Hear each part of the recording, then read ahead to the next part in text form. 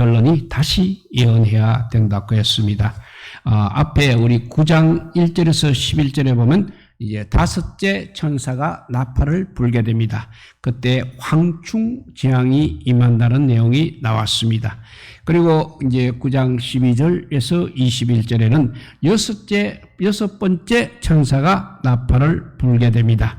그러니까 2만만 마병대 재앙이 임한다는 내용이 나왔습니다. 그러면 이제 10장에 와서는 7번째 나팔을 불 차례입니다. 그런데 7째 천사가 나팔을 분다는 말은 10장 거쳐 11장 15절에 나오고 이제 그 중간에는 전혀 다른 이야기가 나오고 있습니다. 6장에 있어서도 이런 경우가 있었습니다. 첫째 인을 떼자 어떻고 둘째 인을 떼자 어떻게 되고 하는 내용이 여섯째 인까지 떼는 내용까지 진행하는 것으로 6장이 끝나게 됩니다. 그러면 7장에 가서는 분명히 또 7째 인을 떼는 내용이 나와야 하는 것입니다. 그런데 남대없이 하나님의 인침받은 자 14만 4천 명 이야기가 나오고 있습니다. 그렇다고 해서 문맥을 무시한 배열은 아닌 것입니다. 여섯째 인을 떼자 이 세상에는 하늘이 무너지고 땅이 꺼지는 재앙이 임했습니다. 그런 내용이 그들의 진노의 큰 날이 이르렀으니 누가 능히 서리요라는 말로 끝을 내고 있습니다. 그리고 7장은 바로 누가 능히 서느냐에 대한 대답이 되겠습니다. 그것이 바로 7장에 와서 하나님의 인침받은 자 14만 4천 명이 능히 선다는 것입니다. 그 14만 4천 명은 하나님의 진노와 전혀 상관이 없는 사람들입니다.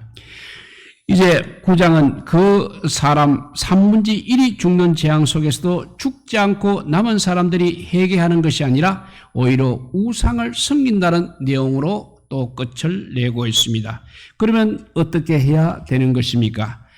그러니까 너희들은 도무지 구제불능이고 지옥에 가서 영원한 형벌을 받아 마땅하다라고 그렇게 해야 하는 것입니까? 그래서 오늘 본문 11절이 그가 나에게 말하기를 너가 많은 백성과 나라와 방언과 임금에게 다시 예언하리라 하는 말로 끝을 내고 있습니다. 여기서 다시 예언한다는 말은 바로 앞에서도 한 번 예언을 했다는 뜻이 되는 것입니다. 그런데 여기 성경이 말하는 예언은 우리가 잘 아는 일기예보, 미리 말하는 일기예보의 그런 예언이라기보다는 우리가 은행에 돈을 맡길 때 예금한다고 합니다. 그때는 예금한다는 이 말은 장차 될 일을 말하는 것이 아니라 그 예자는 하나님의 말씀을 맡아서 전하는 것이라고 그렇게 해석을 할 수 있겠습니다. 사람 3분의 1이 죽는 모진 재앙 속에서도 회개를 하지 않는 사람들이 있기 때문에 다시 예언을 해야 한다는 것입니다. 7째 나팔 내용 대신 다른 이야기가 나오는 이유가 바로 다시 예언을 해야 하기 때문인 것입니다. 요한이 힘센 다른 천사가 구름을 입고 하늘에서 내려오는 것을 보았습니다. 그리고 그 천사의 머리에는 무지개가 있고 얼굴은 해와 같고 발은 불기둥 같다고 했습니다. 천사의 위엄이 굉장히 영광스럽습니다. 장차 우리 예수님께서 오실 때 구름을 타고 오신다고 하셨습니다. 그리고 하늘 보좌에는 무지개가 둘러 있다고 했습니다. 예수 그리스도의 얼굴은 해가 힘있게 비치는 것 같다고 했습니다. 또 예수 그리스도의 발은 역시 풀무불에 달렬한 빛낮 주석 같다고 했습니다. 그러니 불기둥이 바로 천사의 발인 불기둥이 바로 이와 흡사하다고 하겠습니다. 그렇다고 해서 요한이 천사가 그리스도라 이런 뜻은 아닌 것입니다. 그리스도로부터 위임을 받은 천사의 위용을 말하고 있는 것입니다. 그리고 그 천사의 손에는 펴놓인 작은 두루마리가 있는 것입니다. 두루마리를 여기서 펴놓았다는 말씀은 전에는 인봉이 되어 있었다는 뜻이 되겠습니다. 인봉된 두루마리의 내용은 5장에 나와 있습니다. 요한이 보좌에 앉으신 이의 오른손에 일곱 인으로 봉해진 두루마리가 있는 것을 보았습니다. 힘있는 천사가 큰 음성으로 누가 그 두루마리를 펴며 그 인을 떼기에 합당하냐고 외쳤습니다. 그렇지만 그 두루마리를 펴거나 그 두루마리에 보거나 할 자가 아무도 없었다는 것입니다. 그래서 요한이 크게 울었다고 했습니다. 두루마리의 인봉을 풀지 못하는 것이 그만큼 자잘한 일이겠습니까? 그런데 지금은 이제 그 두루마리가 펴 놓였다고 했습니다. 그러면 이제 펴 놓인 두루마리를 어떻게 해야 하는 것입니까? 두루마리의 인봉을 풀 자가 없었을 때에는 울었습니다. 그러니까 펴 놓인 다음에는 그런 울음만 그치면 되는 것입니까? 하여간 그 천사가 오른발은 바다를 밟고 왼발은 또 땅을 밟고 사자가 부르짖는 것 같이 큰 소리로 외치고 있습니다. 오른발로는 바다를 밟고 왼발로는 땅을 밟으려면 키가 얼마나 커야 하는 것입니까? 하지만 오늘 본문이 전하는 내용은 그 천사가 얼마나 거대한 천사였는가는 아닐 것입니다. 그 두루마리의 내용이 바다에만 적용되거나 땅에만 적용되는 것이 아니라 양쪽 바다와 땅 양쪽 다 적용된다는 뜻이 되겠습니다. 우리가 사는 상이 역시 땅과 바다로 이루어져 있습니다. 그러니 바다와 땅은 곧 온 세상을 말하고 있다고 해야 하겠습니다. 또 사자가 부르짖는 것 같은 큰 소리로 외쳤다고 했습니다. 사자의 부르짖는 것은 바다의 부르짖음은 하나님께서 하시는 말씀에 어미하심을 비유한 표현이 되겠습니다. 힘센 천사가 하나님의 음성을 대신하여 외칠 때 일곱 우레가 소리를 내어 말을 했습니다. 일곱 우레가 울었다는 말씀이 아닙니다. 하나님께서 말씀하셨다는 그 표현을 수사학적 표현으로 표현한 것입니다. 그런데 일곱 우레가 말한 것을 이제는 또 인봉하고 기록하지 말라고 했습니다. 그러면 공개하지도 않을 말씀을 왜 하신 것입니까? 요한도 그렇습니다. 하나님께서 인봉하고 기록하지 말라고 했다는 내용을 소아시아 일곱 교회에 알릴 이유가 있겠습니까? 일곱 우레의 이야기 자체를 오히려 끝내지 말아야 하는 것 아니겠습니까? 우리가 흔히 이런 일이 있습니다. 친구들 사이에 한참 이야기를 하다가 중간에 입을 딱 닫으며 야, 이것은 비밀이다 라고 할 수 있는 것입니다. 그러면 보나마나 약을 올리려고 하는 것입니다. 이야기를 해달라고 계속 보채게 되면 이제 아무에게도 말하지 말고 혼자만 알고 있으라며 조용한 목소리로 이야기하는 것이 그 다음 순서가 되겠습니다. 정말 비밀이면 비밀이 있다는 사실조차 공개하지 않을 것이기 때문에 그렇습니다. 결국 오늘 본문은 일곱 우리가 말한 것을 우리에게 알리지 않는 것이 아니라 일곱 우레가 말한 내용을 우리에게 알리지 않는다는 사실을 알고 있으라는 것입니다. 무엇인가 비밀이 있다. 근데 너희는 모른다. 이런 것이 아니라 너희가 모르는 것이 있는 것을 알아야 한다는 그런 말입니다. 우리가 하나님의 계획을 다 알 수는 없는 것입니다. 하나님께서 알려주시는 것만 알면 그것으로 족하다는 것입니다. 하나님께서 말씀하시지 않는 것은 알 수도 없을 뿐 아니라 설령 안다고 해도 아무런 도움이 안 된다는 것입니다. 욥기에 계속 반복되는 이야기가 왜 나에게 이런 고통이 이런 일이 닥쳤는지 모르겠다 하는 것이 욥의 계속되는 이야기입니다. 그런데 욥의 친구들은 하나님께서 까닭없는 재앙을 내릴 이유가 있겠느냐? 너에게 무엇인가 죄가 있기 때문에 그렇다. 얼른 회개하라고 다그치는데 욥은 정말 답답하기만 한 것입니다. 자기의 계획을 누가 알아주고 있습니까? 나중에 이제 하나님께서 직접 개입하시고 욥의 소유가 이전에 2배가 되는 것으로 욥기는 끝나고 맙니다. 그런데 끝까지 안 나오는 내용이 있다는 것입니다. 욥의 고난이 어떻게 유래가 했는지를 대한 어떤 자조지총인 것입니다. 하나님께서 욥에게 욥아 정말 너에게 왜 고난이 임했는지 궁금하냐? 실은 내가 사탄과 내기를 했어서 그래서 그렇게 되었다라는 이 말씀을 전혀 안 하고 계십니다. 욥은 나중에 아마 천상에 가서 그 모든 내망을 알았을 것입니다. 그래서 사소한 내기로 자기를 재난에 빠뜨린 하나님께 불만을 터뜨리지 않고 오히려 자기를 그렇게 믿어준 하나님께 감사를 했을 것입니다. 욥이 고민한 이유는 하나님께서 하시는 일을 자기가 다 알 수 없다는 사실을 모르는 탓이었습니다. 그러나 우리는 그렇지 않다는 것입니다. 우리는 하나님께서 하시는 일을 우리가 낱낱이 알지 못하는 다른 그 사실을 안다는 것입니다. 하나님께서 하시는 일을 우리가 낱낱이 다 알지 못한다는 사실을 안다는 것입니다. 그것만 아는 것이 아닙니다. 하나님께서 하시는 일을 우리가 알지는 못해도 언젠가 이루어진다는 사실도 알고 있는 것입니다. 그래서 7절에 보면 하나님의 그 비밀이 이루어지리라는 말씀이 바로 그런 뜻인 것입니다. 요한이 힘센 천사가 하늘을 향하여서 오른손을 들고 맹세를 하고 있습니다. 세세토록 살아계신 이를 가리켜 맹세하여 이르되라고 해도 되는 것입니다. 그런데 세세토록 살아계신 이 하면서 설명을 합니다. 하늘과 그 가운데 있는 물건, 그리고 땅과 그 가운데의 물건, 바다와 그 가운데 있는 이 물건을 창조하신 이를 가리켜 맹세하여 이르되 하고 이렇게 복잡하게 말하고 있습니다. 그러니까 그것은 결국 이 세상의 모든 것이 다 하나님께 달려있음을 강조한 표현이라 할 수 있겠습니다. 그런 하나님을 가르쳐 맹세를 했으니 그 맹세는 그 맹세야말로 보나마나 다 이루어질 맹세인 것입니다. 그러면 맹세의 내용이 무엇이었습니까? 일곱째 천사가 소리내는 날 그의 나팔을 불렸고 할 때 하나님께서 그의 종 선지자에게 전하신 복음과 같이 하나님의 그 비밀이 이루어집니다. 그런데 그것이 지체하지 않는다는 말씀입니다.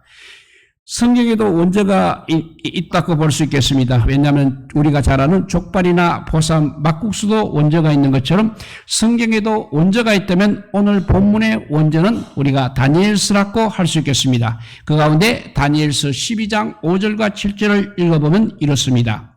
나 다니엘이 본즉 다른 두 사람이 있어 하나는 강 이쪽 언덕에 있고 하나는 강 저쪽 언덕에 섰더니 그 중에 하나가 세마포 옷을 입은 자 곧 강물 위쪽에 있는 자에게 이르되 이 놀라운 일의 끝이 언제까지냐 하더라. 내가 들은즉 그 세마포 옷을 입고 강물 위쪽에 있는 자가 자기의 좌우 손을 들어 하늘을 향하여 영원히 살아계신 이를 가리켜 맹세하여 이르되 반드시 한때 두때 반때를 지나서 성도의 권세가 다 깨지기까지이니 그렇게 되면 이 모든 일이 이루리라, 이 모든 일이 끝나리라 하더라 했습니다.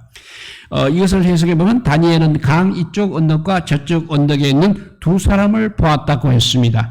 그런데 오늘 요한계시록의 요한은 오른발로 바다를 밟고 왼발로 땅을 밟는 그 천사를 보았습니다. 그리고 또 다니엘서는 한 사람이 좌우 손을 흔들어 하늘을 향하여 영원히 살아계신 이를 가리켜 맹세를 했습니다. 그런데 요한계시록의 오늘 본문의 천사는 하늘을 향하여 오른손을 들고 세세토록 살아계신 이를 가리켜 맹세를 하는 것입니다. 똑같지는 않지만 그래도 전체적인 내용은 비슷합니다.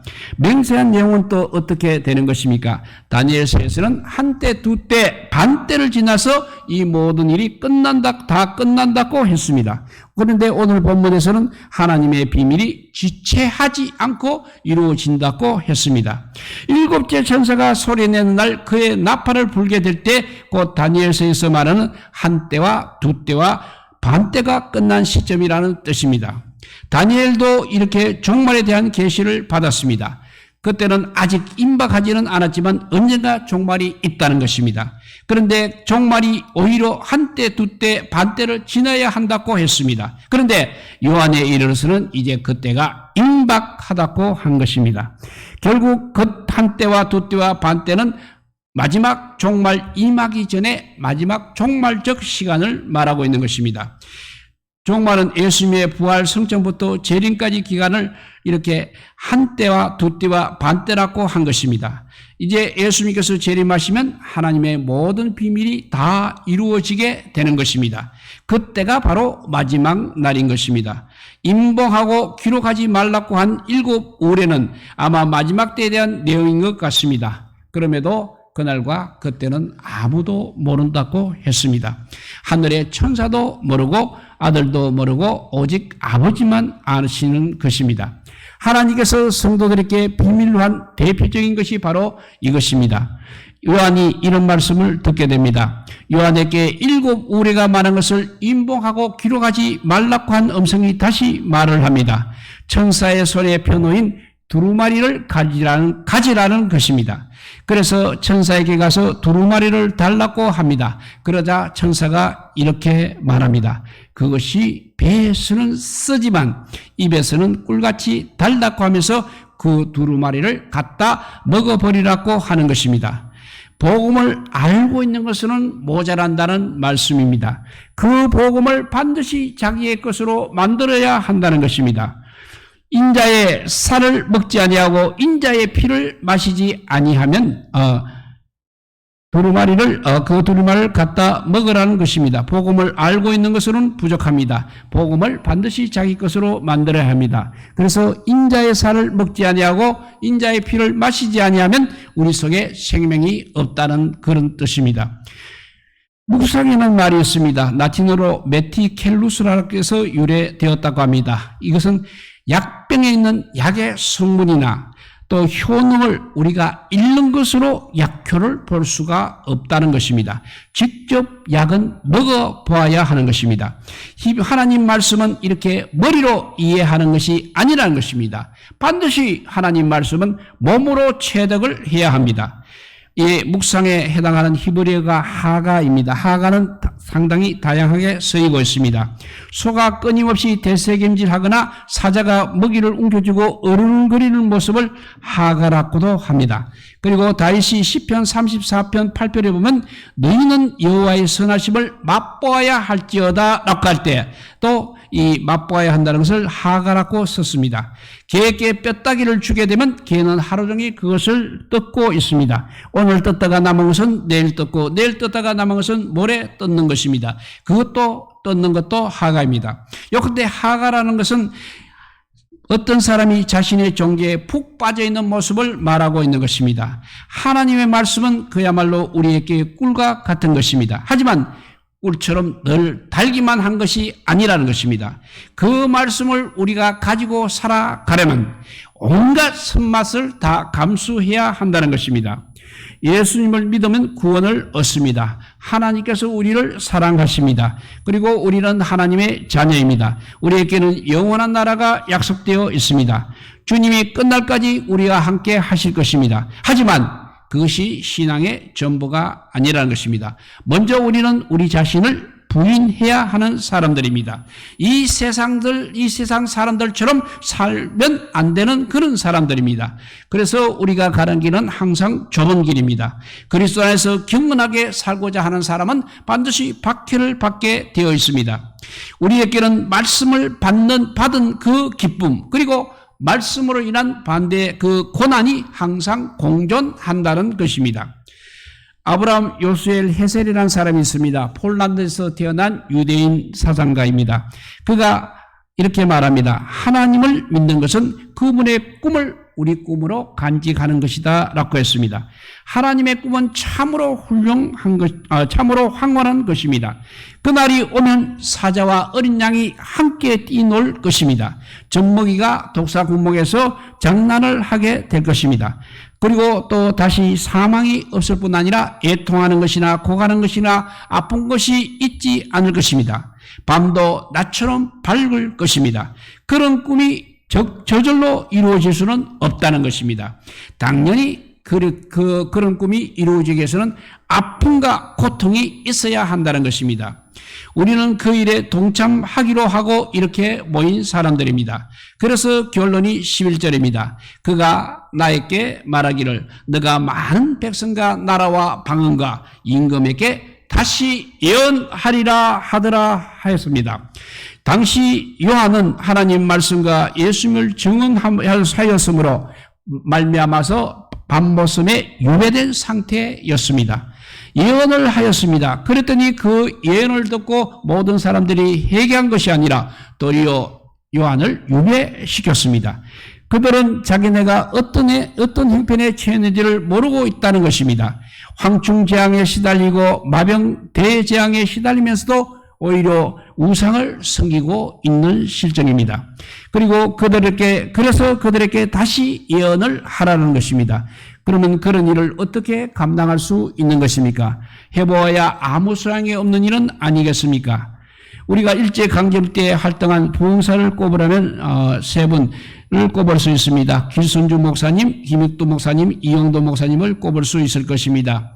길순주 목사님은 3.1 독립운동 때 민족 대표 33인 중에 한 사람이었습니다. 그래서 2년 동안 옥구를 치르면서도 그 옥에서 요한계시록을 다 암송하고는 가는 곳마다 이 말세학 종말론을 강연했다고 합니다. 전해오는 이야기는 그 목사님은 요한계시록을 1만 독 했다고 합니다. 두 번째 김익도 목사님은 소문난 깡패였습니다. 그러다가 나중에 회심을 했습니다. 사도행전에 나오는 이적을 직접 일으킨 것으로 유명합니다. 그가 가는 곳마다 안전병이가 일어나고 맹인이 눈을 뜨고 벙어리가 말을 했다는 내용이 동아일보에도 실릴 정도였습니다. 그 다음 세 번째 이영도 목사님은 주님과의 합의를 주장했습니다. 그래서 김규석 목사님의 선 일살순례자의 이영도 목사님에 대한 글이 이렇게 소개되어 있습니다. 소개하면 피를 주소서 우리도 눈물도 말랐거니와 피는 더욱 말랐습니다. 그래서 무기력한 빈혈한 병자가 되었습니다.